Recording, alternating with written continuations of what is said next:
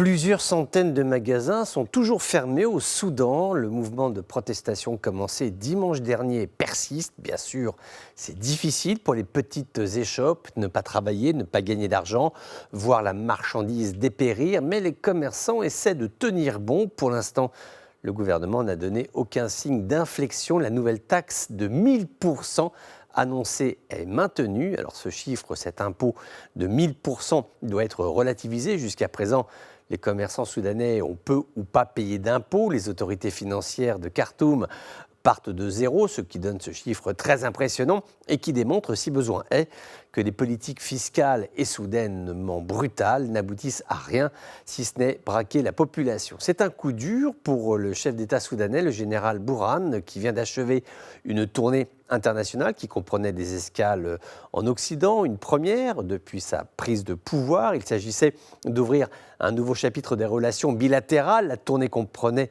un arrêt à Londres où le général assistait aux funérailles de la reine Elisabeth II d'Angleterre, à New York où il s'est adressé à la 77e section de l'Assemblée générale des Nations Unies et enfin au Caire où il a rencontré le président égyptien Abdel Fattah al-Sisi. Si on fait le bilan, force est de constater que ça n'a pas vraiment avancé. Les positions restent très tranchées depuis le coup d'État du 25 octobre 2021.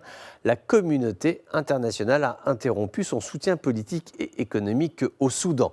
Bourhan, qui n'a pas été en mesure de former un gouvernement stable et de tenir ses promesses sur le renforcement économique, est aujourd'hui confronté à un isolement diplomatique qui fragilise son pouvoir. C'est d'ailleurs tout l'objectif, lui rendre la tâche impossible et que lui et ses amis généraux rendent le pouvoir à des civils. Les États-Unis sont absolument intraitables sur ce dossier. L'ambassadeur américain au Soudan, John Geoffrey, a confirmé que le Soudan ne sera pas invité au sommet États-Unis-Afrique qui se tiendra à Washington les 13 et 15 décembre prochains.